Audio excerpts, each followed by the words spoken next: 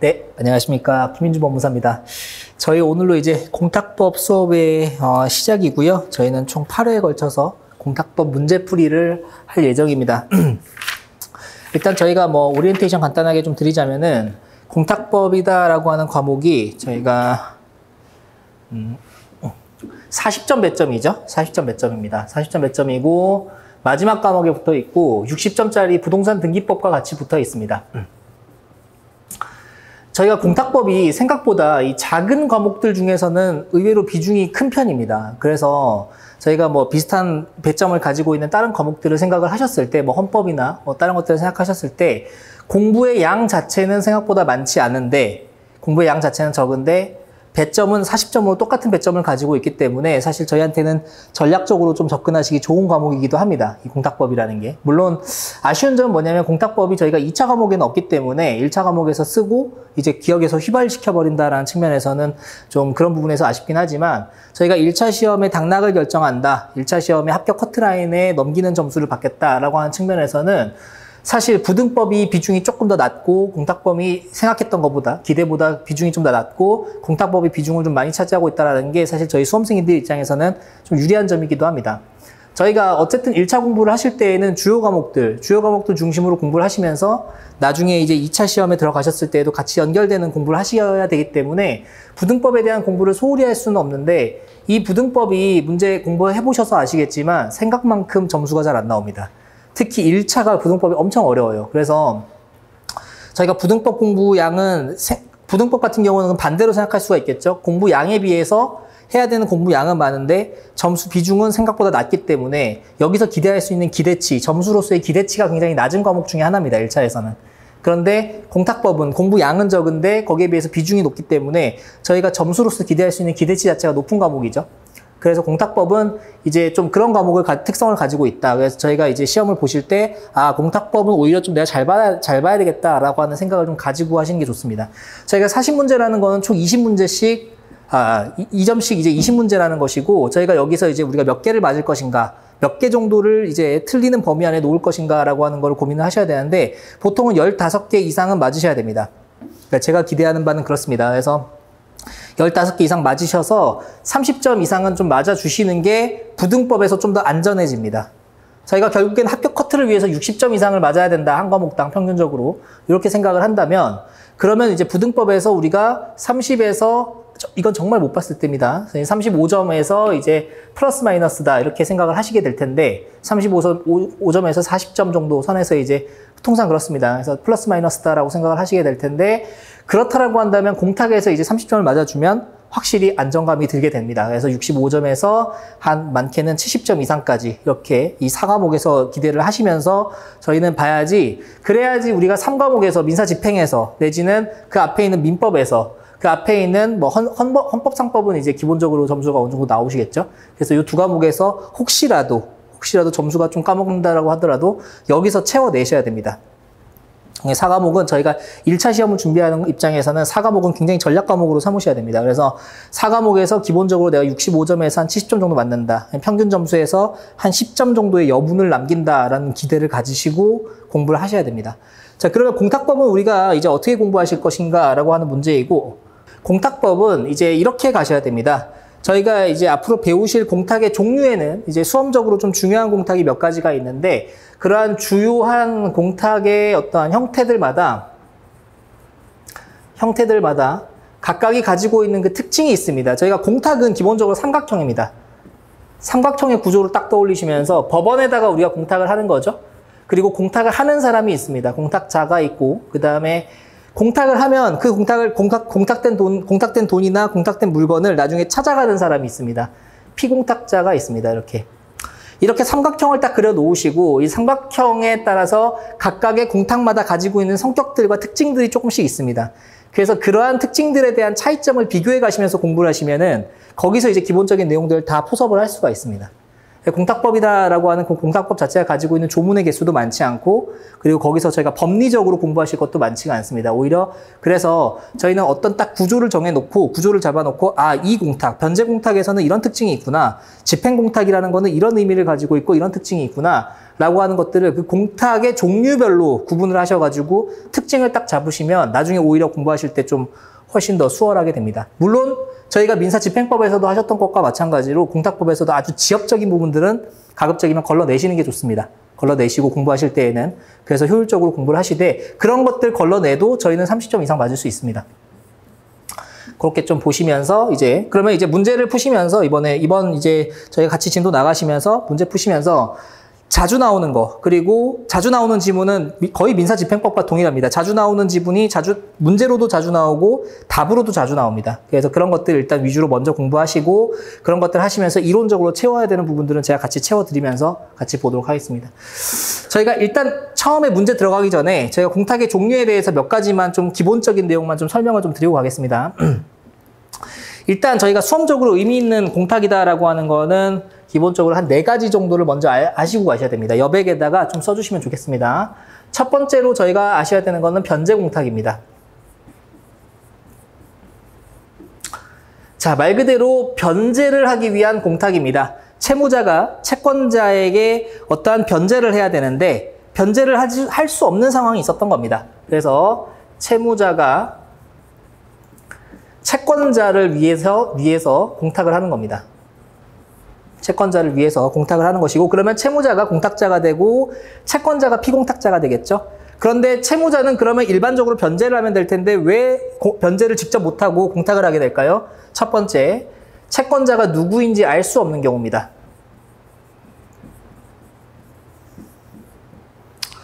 자, 그 다음에 두 번째, 채권자가 그 돈을 안 받는 겁니다.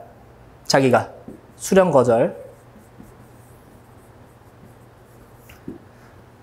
내지는 요것을 어떠한 수행 불능 상태다 이렇게 봅니다. 수령 불능, 수령을 거절하거나 수령을 불능일 때 이런 경우에 저희가 변제 공탁을 하게 됩니다. 변제 공탁을 하게 되고 채무자 입장에서는 공탁을 함으로써 자기가 공탁을 함으로써 변제 효과를 기대할 수가 있는 거죠. 그래서 채권자로부터의 이후로 이어지는 어떠한 소송이나 강제집행에 있어서의 그러한 위험성에서 벗어나고자 하는 겁니다. 이자가 쌓이지도 않는 거고요. 일단 변제 공탁을 했으니까. 네, 그런 것들을 기대하는 겁니다. 저희가 우리나라에 특징이 하나 있습니다. 변제 공탁에서 저희가 특징이 하나 뭐냐면 이런 건 가능합니다. A랑 B 중에서 누구인지 모르겠다라고 하는 이러한 상대적 불확지 공탁이다라고 하는 거. 저희가 누구인지 알 수 없을 때 변제 공탁 할 수 있다고 했죠. 그거를 상대적 불확지 공탁이라고 합니다. A, B, C까지 해서 이 셋 중에서 누구인지 모르겠다. 내지는 A, B 둘 중에서 누구인지 모르겠다. 둘 중에 한 사람에게 공탁을 출급을 해가라 라고 하는 의미에서 상대적 불확지 공탁은 가능한데 이것에 비해서 절대적 불확지 공탁, 나는 누군지 정말 알 수 없으니까 아무나 그냥 채권자가 찾아가시오라고 하는 절대적 불확지 공탁은 인정되지가 않습니다. 특징만 몇 가지 잡고 가는 겁니다.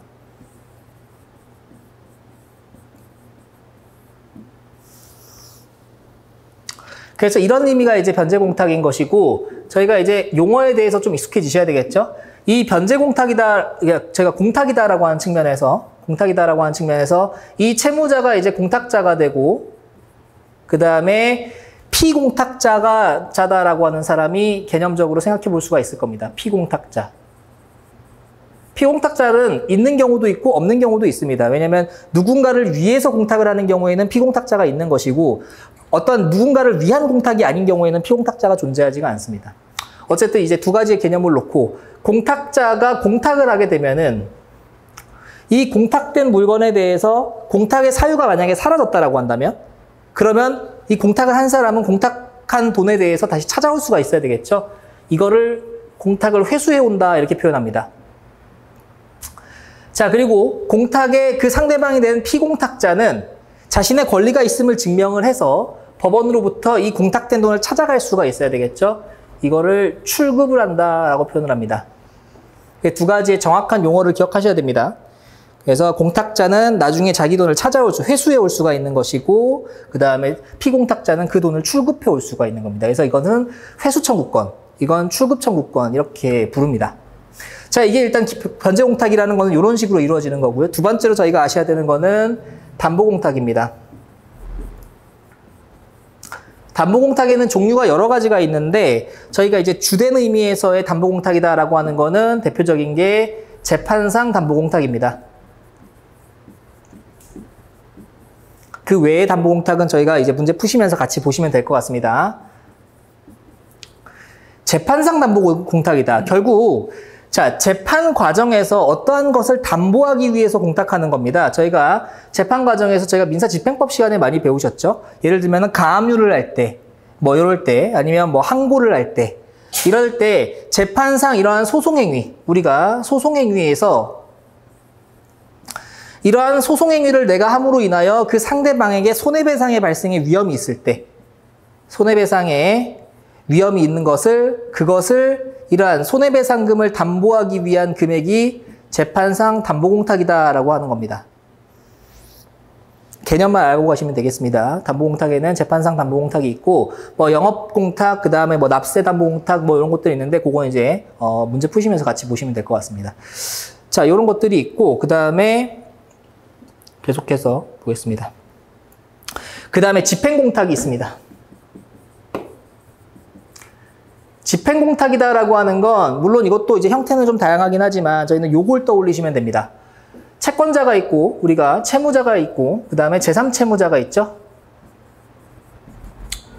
자, 채권자가 채무자에 대해서 가지고 있는 이 채권에 대해서 채무자가 제3채무자에 대해서 가지고 있는 이러한 채권에 대해서 가압류 내지는 압류를 하는 겁니다.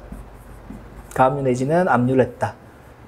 자, 그러면 이제 이 제3채무자 입장에서는 이거 내가 돈을 갚긴 갚아야 되는데 이걸 채무자한테 갚아야 되는지 아니면 채권자한테 갚아야 되는지 모르겠다는 겁니다. 모르겠다. 그런데 그 상황에서 계속 그냥 변제를 안 하고 있다라고 한다면 어쨌든 이행 지체 책임은 계속 지는 거죠. 제3채무자 입장에서. 그렇기 때문에 이때 이 제3채무자가 하는 형태가 대표적으로 집행공탁입니다. 그래서 누구한테 갚아야 되는지 모르겠다. 나는 그냥 공탁할랜다. 이렇게 공탁을 해버리면은 이제 얘네들이 알아서 다퉈서 자신의 권리를 가지고 찾아가겠죠. 이게 대표적인 형태에서의 집행공탁입니다. 자, 그 다음에 몇 가지가 있는데, 뭐, 보강공탁이다, 몰치공탁이다, 이런 것들이 있는데, 그것도 이제 나중에 이제 문제 푸시면서 보시면 되겠고, 이러한 집행공탁의 형태와, 그 다음에 변제공탁의 형태가 혼합된 것들이 있습니다. 그거를 혼합공탁이다라고 합니다. 이거를 다른 이름, 이제 요 두 개가 혼합된 형태를 혼합공탁이다라고 합니다. 그러면 우리가 지금 변제공탁, 그 다음에 담보공탁, 그 다음에 집행공탁, 그리고 이제 이 변제공탁과 집행공탁이 혼합된 형태에서의 혼합공탁이다라고 하는 네 가지를 줄기로 놓으시고 이제 공부를 하시면 되겠습니다. 네 가지를 줄기로 놓으시고 이 혼합공탁이다라고 하는 거는 어떤 걸까요? 예를 들면 이런 겁니다. 자, 채권자가 이렇게 가압류를 했는데 예를 들어서 3천만 원에 대해서 자신의 채권 3천만 원으로 가압류를 했는데 이 제3채무자가 이 채무자한테 변제해야 되는 돈은 1억이었다는 겁니다. 그런데 나는 잘 모르겠다. 나는 1억 일단 전체에 대해서 공탁을 하겠다. 라고 한다면 압류의 효력이 미치는 범위만큼에 대해서는 집행공탁의 효력이 되는 것이고 압류의 효력의 범위를 벗어나는 만큼에 대해서는 변제공탁의 효력이 발생을 하는 겁니다. 그래서 이런 공탁을 혼합공탁이다 이렇게 부릅니다. 그래서 이런 형태로서 이제 일단 개념적으로 이해를 하시고 그 다음에 이제 쭉쭉쭉 문제 푸시면서 이제 채워내시면 될 것 같습니다. 이해되시죠? 자, 문제 보겠습니다, 이제. 저희가 앞부분 총론에서 나오는 문제들은 사실은 좀 중요하진 않습니다. 그래서 저희가 같이 문제 푸시면서 가벼운 마음으로만 봐주시면 되겠습니다. 자, 1번 공탁에 관한 설명 중 옳은 것은입니다. 그래서 저희 문제 이제 그 보기 보시면 보기에서는 여기는 문제를 푸시지 마시고 저희가 가져가야 되는 지문 두 가지만 가져가시면 되겠습니다. 2번과 3번입니다. 2번 지문과 그 다음에 3번 지문만 가져가시면 되고 나머지는 보실 필요 없습니다. 자, 2번 지문 보겠습니다. 공탁금을 지급받기 위해서는 공탁법과 공탁규칙이 정하고 있는 절차에 따라서 공탁관에게 출급 청구를 하여야 하고 만일 공탁관이 불수리하는 경우에는 국가를 상대로 공탁금의 지급을 구하는 민사소송을 제기해야 된다. 자, 이 부분이 어디가 틀렸는지를 보셔야 되는데 밑에 해설지 보겠습니다. 자, 공탁관의 처분에 대해서 불복이 있을 때에는 이의신청이나 항고를 한다는 겁니다. 결국 공탁관한테 출급 청구를 했는데 공탁관이 여기에 대해서 불수리하는 경우에는 그 공탁관 처분에 대한 이의신청이나 항고를 내야 될 것이지 그렇게 하지 않고 그러한 절차에 따르지 않고 국가를 상대로 지급 청구를 구하는 민사소송을 제기할 수는 없다는 겁니다. 그 지문을 가져가 주시면 되겠습니다. 자, 그 다음에 3번. 공탁 유가증권 및 공탁 물품에 대해서는 소유권에 관한 청구가 가능하므로 공탁물에 대한 지급 청구권의 소멸시효가 완성되지 않는다. 저희가 이 공탁물에 대한 지급 청구다라고 하는 거, 결국 출급 청구다라고 하는 거거든요. 거기에 대해서는 자신의 소유권에 기한 권능이죠. 저희 민법 시간에 배우시지 않았습니까? 소유권에 기한 권능에 대해서는 어떤 소멸시효 같은 게 생길 수가 없는 거죠. 내 소유물이기 때문에. 그렇기 때문에 소유권에 기한 청구가 가능한 부분이기 때문에 소유권에 기한 권능이라서 별도의 어떤 소멸시효나 이런 개념을 상정할 수가 없다는 겁니다. 문제 자체는 그렇게 중요하진 않습니다. 자, 다음 페이지 넘어갑니다. 공탁서에서 이제 1번 문제입니다. 다음 중 시군법원에 신청할 수 있는 공탁사건을 모두 고르시오라고 나오는데 이거는 뭐 이번에 문제 푸시면서 조문을 좀 보셔야 되겠죠. 자, 일단 답은 저희가 기역과 리을과 미음입니다. 이것도 마찬가지로 저희가 조문을 규칙 조문을 아셔야지만 문제를 풀 수 있는 건데 이번에 이제 요 문제를 통해서 정리를 좀 하겠습니다. 밑에 나와 있는 해설지 보시면 됩니다. 자, 첫 번째 우리 변제공탁에서 어디에다가 체크를 하시면 되냐면 밑줄 그어진 데 같이 보겠습니다. 자, 시군법원에서 처리한 소액사건의 소신법에 적용을 받는 사건입니다. 그래서 소신법 딱 체크하시고 그러한 민사사건에서의 채무의 이행 나오죠. 채무의 이행 딱 밑줄 그으시고 그 다음에 맨 마지막에 나와 있는 변제공탁 이렇게 딱 밑줄 그으시면은 이렇게 이해하시면 됩니다. 아, 시군법원에서 소신법에 따라서 진행이 됐던 민사소송에서 거기에 대한 변제의 의미로서 공탁하는 변제공탁이다. 아, 이때는 시군법원 관할이구나 이렇게 이해하시면 되겠습니다. 자, 그 다음에 재판상 담보공탁은 이렇게 다 시군법원에서 신청할 수가 있습니다. 재판상 담보공탁. 그래서 가압류 가처분에 관한 거, 가압류 가처분의 이의에 관한 거, 가압류 가처분의 취소에 관한 것들. 그 다음에 저희 가압류 해방공탁이 있습니다. 3번에서 가압류 해방공탁. 그 다음에 몰취공탁에서 이게 어떤 거냐면 민사소송법 299조 2항에 따른 소명에 가름하는 보증금 공탁이다라고 하는 거. 이 소명에 가름하는 보증금의 공탁은 어떤 의미의 공탁이냐면 민사소송법 299조 2항에 따른 공탁이라는 거 하는 거는 이런 겁니다. 우리가 민사소송에서 어떠한 주장을 하고 거기에 대해서 이제 입증을 하는 증거를 제출해야 되겠죠. 그런데 이 증거를 제출할 수 없는 경우에 거기에 대해서 너 이런 주장에 대해서 너 입증할 수 있어? 너 여기에 대해서 담보할 수 있어? 라고 하는 의미에서 담보 제공을 하는 겁니다. 그래서 이것을 소명에 가름하는 공탁이다 이렇게 부릅니다. 그러니까 민사소송에서 자신이 주장하는 주장에 대해서 입증할 수 있는 근거가 없을 때 법원의 어떠한 법원의 요청에 의해서 이것을 소명하는 것에 대해서 내가 담보하겠다라고 하는 의미에서의 공탁이다라고 생각하시면 됩니다. 그래서 이걸 소명에 가름하는 공탁이다 이렇게 부릅니다. 자, 그 다음에 시군법원의 직무 범위에 속하지 아니하는 공탁 나와 있죠? 거기에서 보시면 첫 번째 거를 좀 보시면 되겠습니다. 첫 번째 거 뭐냐면 우리가 앞에서 보셨던 그 일반적인 의미에서의 집행공탁입니다. 제3채무자가 하는 공탁. 이게 민사집행법 248조에 따른 집행공탁입니다. 그 다음에 몰취공탁 중에서 상호가등기를 위한 공탁이라는 게 있습니다. 상호가등기 딱 체크해 주시고 그 상호가등기 공탁이다라고 하는 건 저희가 상법상 개념적으로만 이제 옆에다 같이 정리하시는 겁니다. 상법상에 우리가 상호를 쓰겠다라고 했을 때 그 상호를 쓰기 전에 상호에 대한 가등기를 하면서 거기에 대해서 공탁을 해놓는 겁니다. 공탁금을 공탁을 해놓고 나중에 이 상호가 가등기를 했다가 이제 실제로 이 상호를 사용하게 되면은 공탁금을 다시 회수해 오는 것이고 나중에 이 상호를 사용하지 못하게 되거나 아니면 그런 것들이 이제 취소됐다라고 했을 때에는 공탁금이 나중에 몰취당합니다. 그래서 그거를 이제 상호가등기에 의한 공탁이다 이렇게 부릅니다. 그래서 상호가등기 공탁. 그래서 이게 종류가 몰취공탁 중에 하나입니다.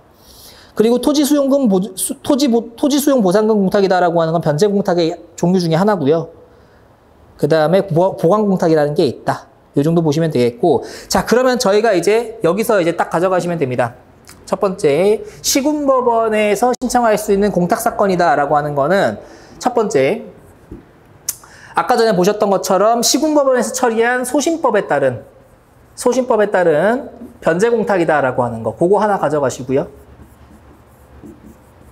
그 다음에 두 번째에서 이제 나와 있었던 재판상 담보공탁은 모두 가능하다. 재판상 담보공탁은 모두 가능하다.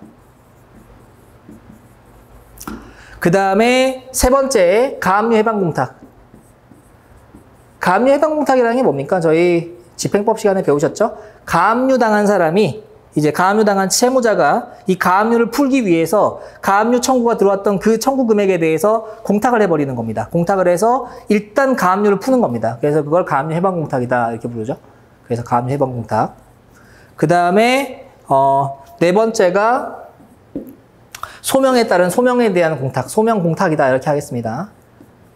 딱 이렇게만 외우시면 되겠죠. 그러면 소신법에 따른 변제공탁, 그 다음에 재판상 담보공탁은 전부 다, 그 다음에 가압류 해방공탁, 그 다음에 소명을 위한 민사소송법상의 공탁이다 라고 하는 거. 이렇게 네 가지만 정리해서 외우시면 됩니다. 이렇게 외우신 다음에 나머지 문제 쫙 풀어보시면 이런 시군법원에 관한 문제가 나왔다 라고 한다면 그냥 푸시면 됩니다. 그래서 소신법에 적용을 받는 공탁 푸시면 되겠고, 그 다음에 가압류 해방공탁, 그 다음에 소명에 가름하는 공탁 이렇게 딱딱 체크하시면서 문제 풀어주시면 되겠습니다.